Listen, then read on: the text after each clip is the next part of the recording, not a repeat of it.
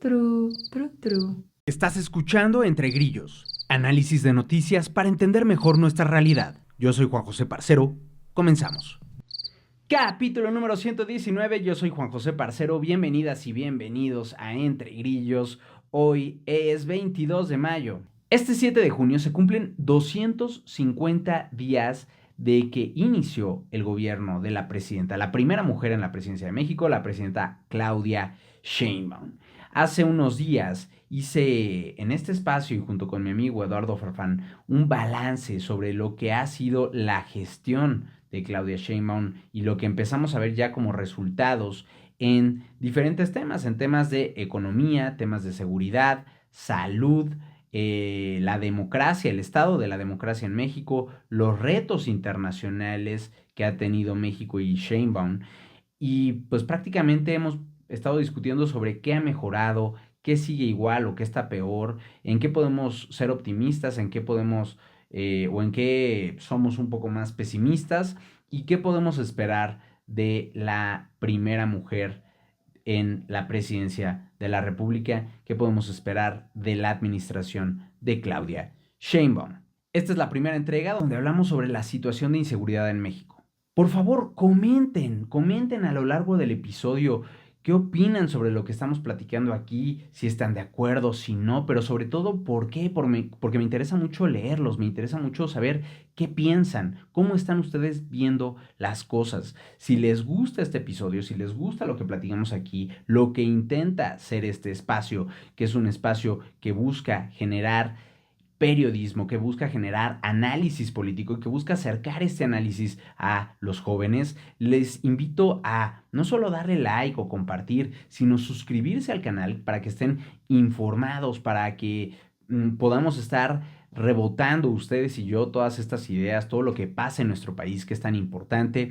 Ya saben que la campanita, cuando la activan, les va a avisar cuando vaya a salir un nuevo episodio. Y muchísimas gracias porque uno de cada 5 de nuestros seguidores cotidianos es integrante de Telegram y nos apoya en Patreon. En Patreon pueden apoyar a este canal con el equivalente a un café al mes. Apenas un cafecito al mes y ayudan a mantener en pie este proyecto de análisis político y periodismo independiente. Estoy con mi amigo Eduardo Farfán, quien pues ya desde hace mucho tiempo había querido tener aquí en este bello podcast.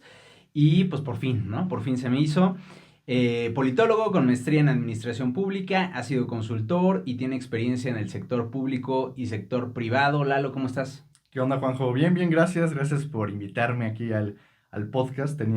Somos fans desde hace varios ya meses, y no es que años. Fans estar aquí. Y eres uno de los Patreon también. Sí, pues con mucho orgullo, Juanjo, además de experto, es uno de mis mejores amigos. Estás contento de estar aquí.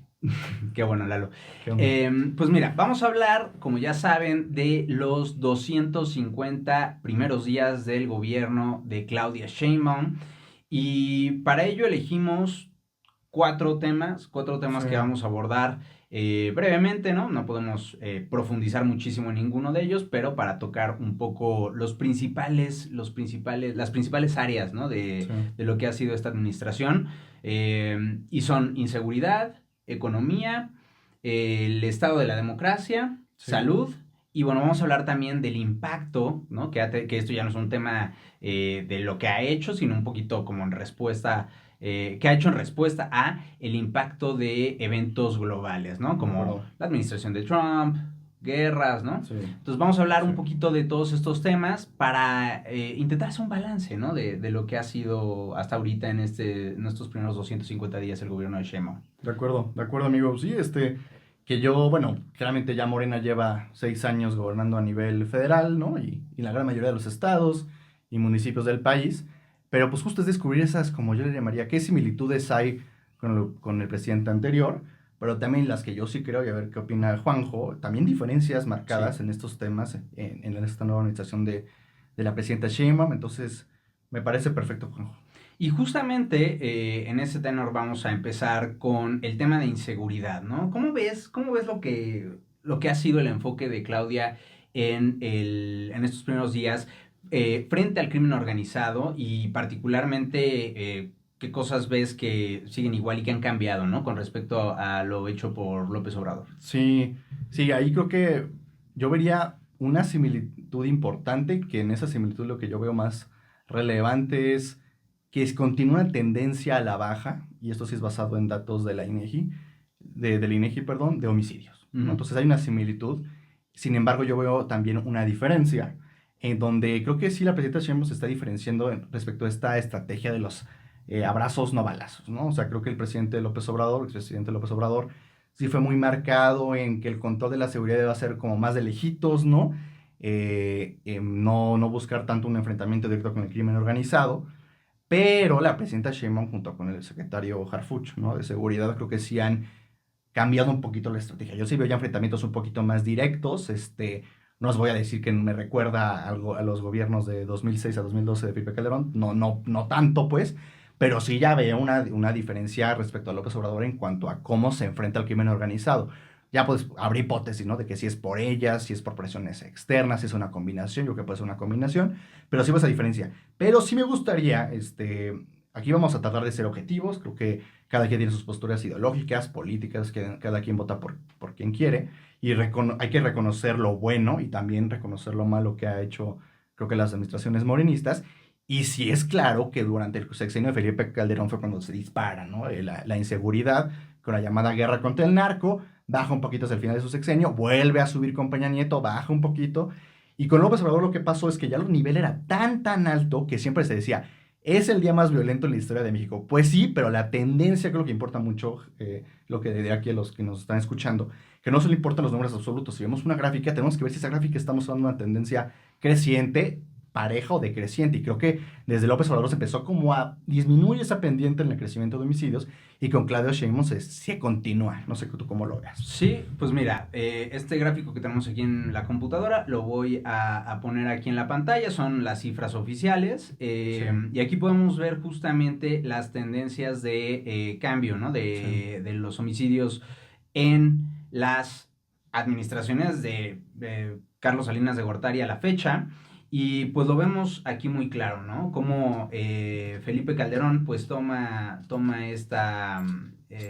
toma el poder con pues su primer año, bueno, el último año de Fox, 10,000 homicidios, ¿no?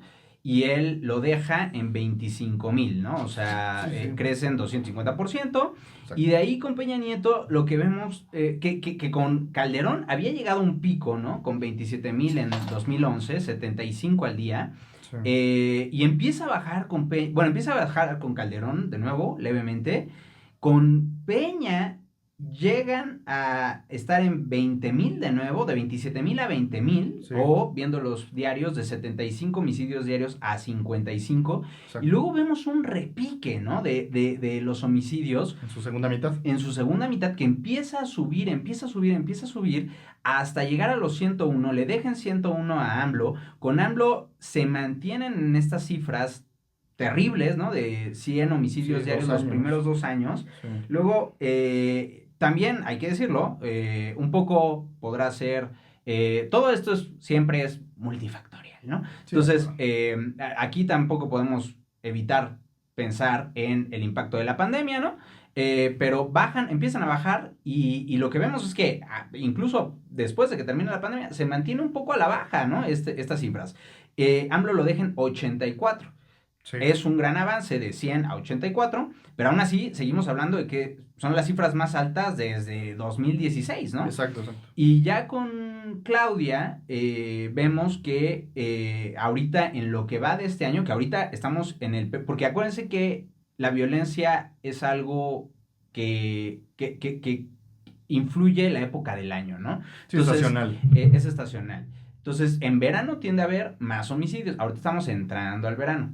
Y estamos viendo hasta ahorita en lo que va del año, un promedio de 70 homicidios al día, Sí. que es una cifra mucho más baja que los 84 que había dejado AMLO. De hecho, prácticamente lo que AMLO desciende desde el pico, ¿no? En 2020 a 2024, Sí. es lo que está bajando ahorita en este inicio del año. De acuerdo. Pero aún así sigue siendo una cifra alta, ¿no? O sea, sigue estando por arriba de los 2016, de la cifra de 2016, ¿no? O de cualquier cifra anterior a 2016. Sí, de acuerdo. O sea, creo que sin duda lo que nos deja aquí, lo que, digo, tratando de ser lo más objetivos posible, siguiendo los números, AMLO es el único presidente en donde dejó un número de homicidios menor a lo que se encontró.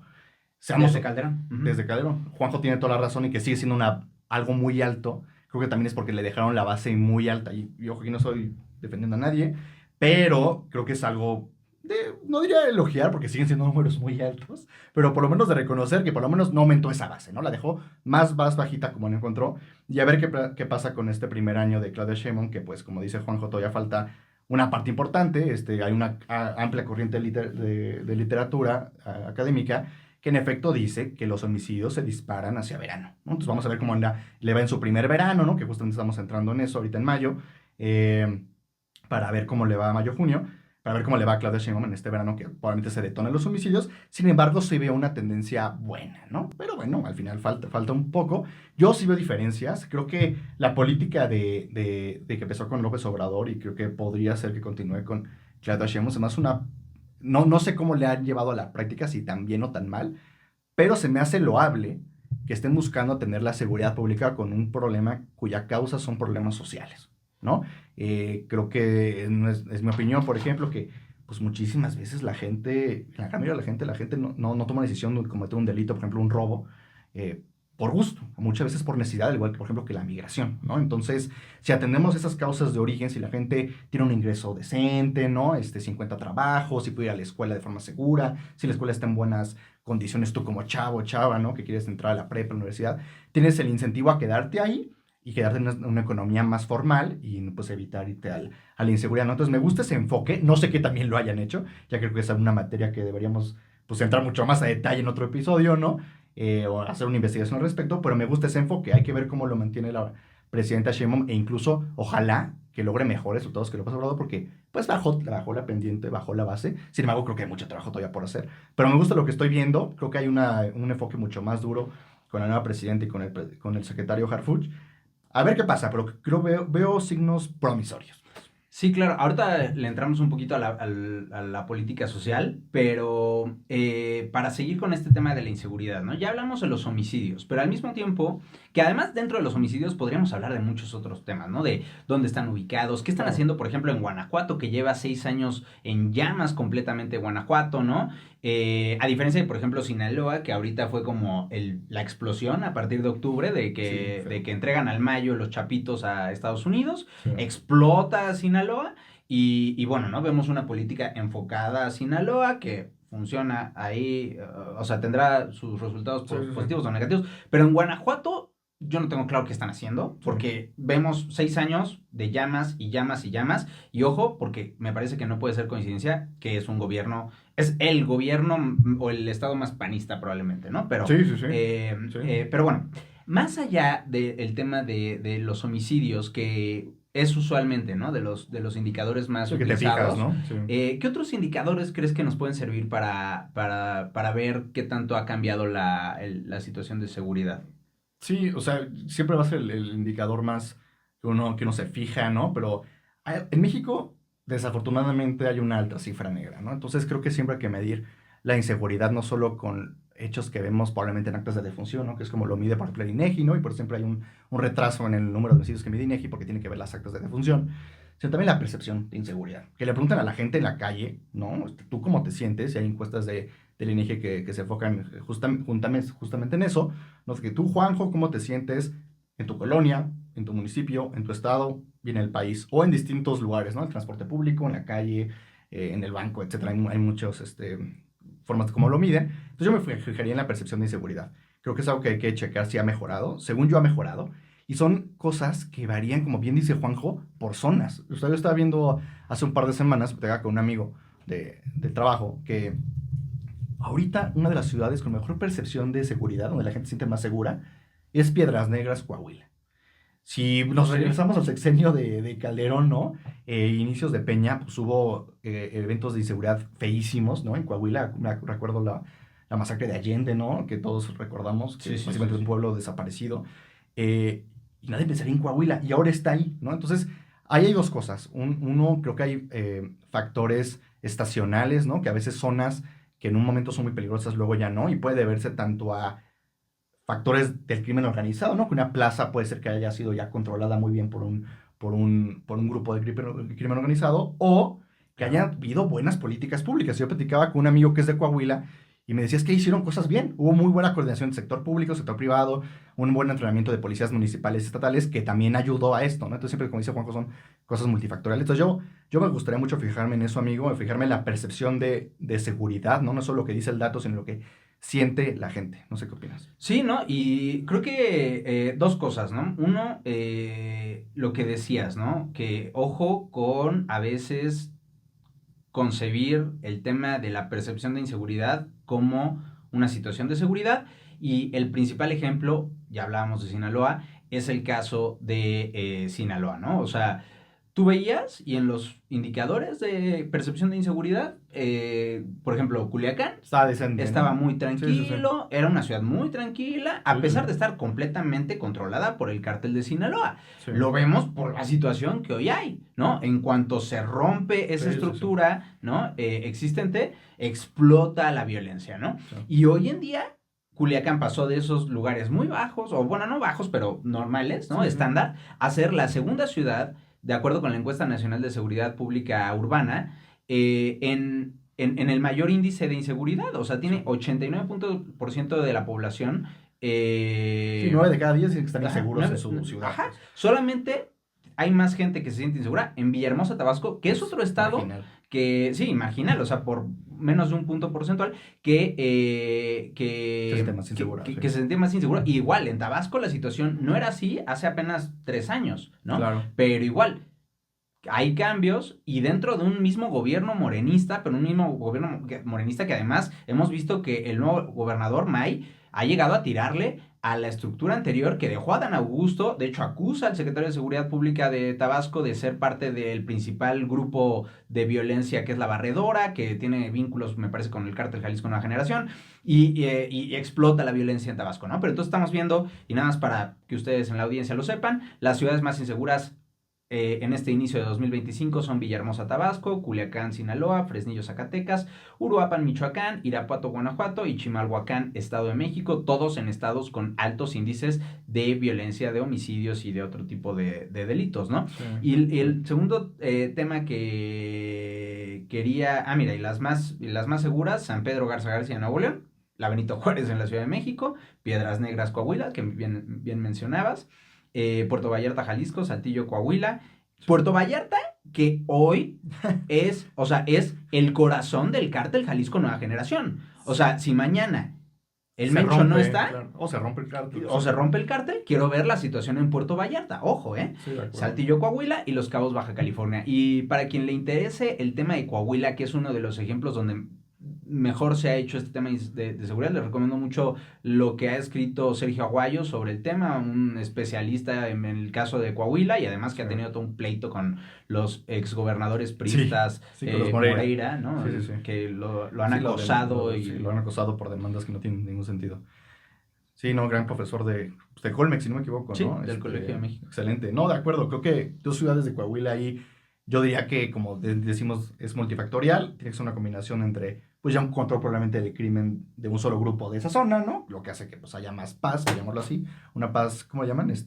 ¿Narca? Paz narca, más buenas políticas públicas de una colaboración del sector público y privado. Y creo que hay otras más coyunturales, como el caso de Puerto Vallarta, ¿no? Entonces, eso que yo me fijaría más en la percepción de inseguridad sumado a homicidios y también la cifra negra. O sea, ahorita que estábamos hablando, Juanjo y yo, de esa tendencia en cada gobierno, pues, bueno, cada administración presidencial, mucho ojo con esos 70 homicidios, 90 homicidios, 100 homicidios, porque es altísima la cifra negra, es decir, cuál es el verdadero número de homicidios o de cualquier delito en el país, es mucho mayor al que están en estas gráficas o en estos datos, porque pues muchos no se reportan, ¿no? Y eso que los homicidios es lo más difícil de ocultar, ¿no? Claro, porque hay una acta de Porque, defunción en teoría, ¿no? claro, está el muerto. O sea, no puedes, sí puedes ocultar al muerto, pero Sí, es más sí, sí. difícil que un robo que la una gente violación, no sale a un denunciar. secuestro, claro, y además los desaparecidos, las y los desaparecidos, que sabemos que hay miles y miles en el país. Entonces, sí vamos en los homicidios, porque como dice Juanjo, lo más fácil de medir, siempre es lo rápido, ¿no? Para entender cómo está la inseguridad y ver tendencias. Pero ojo con la cifra negra, ojo con lo que en realidad siente la gente en su casa, en su colonia, en lo más local, ¿no? Entonces hay que tener cuidado con esas variables. Y ¿Qué opinas rápidamente? Porque ya no me quisiera meter tanto. O sea, hay dos temas más que quiero hablar de seguridad, pero, o sea, por un lado bajan los homicidios, pero por otro lado hay dos grandes polémicas estadísticamente hablando, que es el tema, ya lo dices, de los desaparecidos, Sí. que bajan los homicidios, pero curiosamente suben los casos de denuncias de desapariciones que ahora hemos visto de los analistas pro 4T en todos los medios que han salido a decir es que las actas de desaparición no son desaparecidos. Bueno, pero ha habido una explosión, ¿no? O sea, subieron, me parece que 40,000 desapariciones en la administración de AMLO, o más, creo, Ok, no me ok. acuerdo. Y si tú, obviamente no sé, o sea, no es tan correcto hacer, pero si tú pones el número de desapariciones la diferencia en el número de desapariciones que había con los homicidios, pues en realidad vemos que, o sea, si consideramos que buena parte de esos desaparecidos que siguen desaparecidos podrían estar muertos, pues entonces no habría habido un gran descenso ni mucho menos, ¿no? En el número de homicidios. Algo que estamos jugando a suposiciones, pero no Sí, sí, podemos... claro. Y el otro, importante también, es el registro de muertes que se consideran como muertes no determinadas, ¿no? Que aquí, por alguna razón, si el perito cuando llega determina que no puede saber por qué se murió la persona, pues así le clasifica. Y obviamente la gran mayoría de las muertes, pues no entran en este registro porque cuando alguien se muere random en la calle, pues le hacen una Autopsia, sí. autopsia, ¿no? Y entonces ves si se murió de un paro cardíaco o de qué. Y resulta que ha habido una explosión, particularmente en Ciudad de México, de muertes registradas como no determinadas, ¿no? Entonces, aquí también es todo un tema esto de cómo juegan con las estadísticas, ¿no? O cómo podrían estar jugando con las estadísticas para modificar estas cifras. No sé qué Sí, sí, opinas. no, hay que tener mucho cuidado, hay que tener mucho cuidado nosotros como sociedad civil o como quienes estudian, quienes investigan, pues, comprobar la veracidad conforme a ciertas mediciones y si esto hace sentido, ¿no? Hay desafortunadamente entra un tema de transparencia que ahorita pasaremos eso al tema de democracia, ¿no? Que se está debilitando, ¿no? Entonces va a ser más difícil auditar o comprobar la veracidad de estas tendencias o comprobar esas hipótesis que menciona Juanjo. Ahí sí yo pondría cuidado. Parece ser que la presidenta Sheinbaum anunció que sí le van a estar pues metiendo lana e inversión en el tema de un registro pues, nacional de desaparecidos, ¿no? Pero bueno, del dicho al hecho, ya veremos, pero sí, es una muy buena observación la que dices, amigo. Rápidamente para terminar con este tema de la seguridad. Parece ser, o en mi percepción, creo que el tema de la militarización ya pasó a segundo plano. Como que ya no Sí, hay voces en la arena pública que defiendan o que estén criticando abiertamente. Y en parte es porque creo que ya terminó por consolidarse. O sea, sí, ya poco más podría pasar que, que aumentara esa militarización. sí. De hecho, sí creo que en este inicio de gobierno Sheinbaum ha hecho un par de cosillas ahí para revertir un poquito, ¿no? De esta militarización, dando más facultades a la Secretaría de Seguridad Pública de Omar García Harfuch, Sí, también sí, sí. dándole, prometiendo una reforma a las fiscalías, que es algo, uno de los grandes temas pendientes en el tema de justicia. Pero bueno, ¿no? ¿Cómo ves a futuro este tema de la militarización? Porque si bien ahorita pues, Sheinbaum está volviendo a agarrar un poquito la mano dura, por así decirlo, con los operativos, las detenciones, decomisos, contra el crimen organizado y para esto, pues, tener militares en lugar de Policías. policías puede ser más efectivo, Sí. a largo plazo podríamos tener un tema. ¿Cómo Sí, lo ves tú? sí, no, no, a mí sí me preocupa este tema. Primero porque yo estoy convencido de que el papel de un militar no debe ser la seguridad pública, ¿no? El militar está entrenado por naturaleza, por ejemplo, ante una invasión de un extranjero, ¿no? Y por lo tanto, el mandato de ese soldado y de sus superiores es matar a lo enemigo para defender la patria, que es un fin, pues, muy loable de un ejército, ¿no? Eh, pero el tema es que aquí el enemigo, pues, es mexicano, ¿no? O sea, y si tú alguien que entrenaste para matar, ahora lo pones a hacer labores de seguridad pública, al patrullaje, por ejemplo, y ve algo raro, pues la lógica, no decir que es buena o mala, pero la lógica que se entrena un militar asumiendo que va a enfrentarse a un extranjero, Pues es agredir. agredir. Primero disparo y luego pregunto, porque en la guerra, pues claramente uno no va a decir de que, oye, si eres extranjero, sí, entonces te disparo, pues así no sería algo completamente tonto, ¿no? Entonces, esa es la lógica militar. Entonces, primero, eso a mí sí me preocupa mucho y creo que eso que ocurrió desde que inició en la administración de Felipe Calderón, fue un terrible, terrible error. Uno diría, no, pero tenías que controlar al narco. Pues sí, en efecto, pero hay formas y hay procesos que uno buscaría implementar para que pues justamente no midamos efectividad con número de muertos. O sea, es algo muy triste cuando los muertos pues son personas mexicanas. Entonces, eso es una cosa que me preocupa mucho de la militarización, ¿no? La segunda es lo que dice Juanjo ahorita, de que pareciera ser que con Sheinbaum ya está dando como un pasito hacia atrás. El problema ahí, que a mí me preocupa, es que una vez que ya en ley está el ejército con tanto poder, dependes de una persona y de sus deseos, en este caso cada presidente o presidente que ocurra, para ver el grado de militarización que va a tener el país, y eso es muy preocupante. Lo que tiene que ocurrir es que la ley determine límites muy fijos y muy claros hasta dónde pueden llegar los militares, y sin importar si está Juanito o Menganito como presidente o presidenta, los militares no pueden exceder ese poder. Pero si ahorita Sheinbaum, para bien, da un paso hacia atrás y decimos, pues qué bueno, eso nos gusta, pero el día de mañana la nueva presidenta o presidente es más militarizador, como la ley lo permite, esos vaivenes son muy peligrosos. Y es lo que a mí me preocupa con esta reforma de la militarización, que ya dejó un espacio muy amplio para que a discreción de la o el presidente se define el grado de militarización del país. Y a discreción de él o la presidenta, pero ya hay mucho que está en ley. O sea, ya el ejército tiene la Guardia Nacional, que ya no hay Policía Federal, o sea, Exacto. es Guardia Nacional. Entonces, a cargo de la Secretaría... Estaba viendo que, o sea, no me he metido a ver en la ley, pero estuve leyendo a algunos analistas que decían que en la seguridad, en la Secretaría de Seguridad Pública ni siquiera tenían armas, o sea, que no podían utilizar como la fuerza porque no tenían ni siquiera las capacidades físicas, materiales para llevar a cabo nada. O sea, Sí, sí. y entonces, o sea, tenemos organizaciones civiles que son meramente para temas de inteligencia o temas Sí, de sí. investigación, pero que no pueden llevar a cabo acciones de seguridad pública, de mantenimiento de la seguridad pública, ¿no? Sí, sí, sí. Y ya todo está en manos del ejército. Y no solo eso, también hay que hablar de, digo, no nos vamos a meter ni nada, pero todas las áreas del gobierno que ya están a cargo Sí, del inversión ejército, pública. de las Fuerzas Armadas, ¿no? Y aduanas, Sí. y todo lo del Tren Maya, y Sí, sí. todas las áreas que ya están controladas y que sus finanzas pasan por manos Exacto. de la Sedena. Entonces, el día de mañana, no solo es que tanto el nuevo presidente o la nueva presidenta, o la misma Sheinbaum, el día de Sí, mañana, ya no quiera. quiere hacer, sino que tanto pueden con lo que ya tiene el ejército, ¿no? Y que Sí. cambiarlo de la ley no va a ser nada fácil, No. sobre todo si eventualmente Morena pierde esa mayoría, ¿no? No, de acuerdo. Y una vez a cualquier grupo de interés en la política le das poder y quitárselo es muy complicado. Aquí ustedes me digan, ¿no? O sea, entonces ya parece que en 5 años un presidente o presidenta buena onda, la misma Sheinbaum, digan, uy, ¿sabes qué? Fue un error militarizar. Hay que echarnos para atrás. ¿Creen que el ejército lo va a permitir? O sea, es complicado. Sí. Quitarle el poder, además un grupo de interés que está armado, es muy complicado. Entonces yo estoy de acuerdo contigo, amigo. Es algo bastante peligroso. Y finalmente con el tema de seguridad, ¿cómo ves esto de los jueces electos por voto popular, que ya en unos días será, y será la votación? ¿Y cómo ves que afecte, con todos los peligros de los que hemos hablado en este podcast, ¿no? El hecho de que, pues, quienes tuvieron campañas financiadas por quién, ¿no? Puede ser por privados, puede ser por grupos del crimen organizado. O sea, ha habido un montón de denuncias a candidatas y candidatos que tienen vínculos con el crimen o con grupos, pues que vale la pena tener cuidado y demás.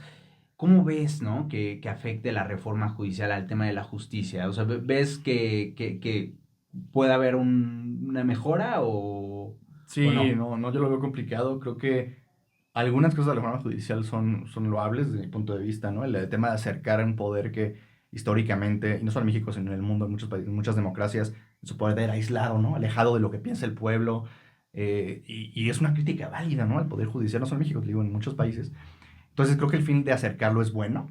Sin embargo, uno, le están dejando muchísima tarea a una institución que es de las más capaces del país, el INE, o sea, mis respetos, pero le están echando más cosas a la bolsa, ¿no? Con menos dinero, que es como que... Entonces, una de esas cosas que le hubieran pedido al INE o que debería hacer es probablemente un filtro, ¿no? Hay filtros para muchas candidaturas de elecciones legislativas o ejecutivas, hay filtros, ¿no? Que se supone que lo hicieron los poderes. En teoría. Pero no pasó. Si no lo haces bien y luego a la institución que podría hacerlo no le das los recursos, sí va a haber, el proceso está medio, pues muy poroso, ¿no? O sea, es como si intentas colar ahí una naranja, ¿no? Pues se te va a escapar muchas cosas porque sí, el colador está muy con agujeros muy grandes. Entonces, yo sí lo veo peligroso, creo que sí va a ocurrir. el presidente de la mesa directiva del Senado, el senador Noroña, decía, no, pues los quitamos, pero pues que eso debió, como dice Juanjo, de haber ocurrido desde antes, ¿no?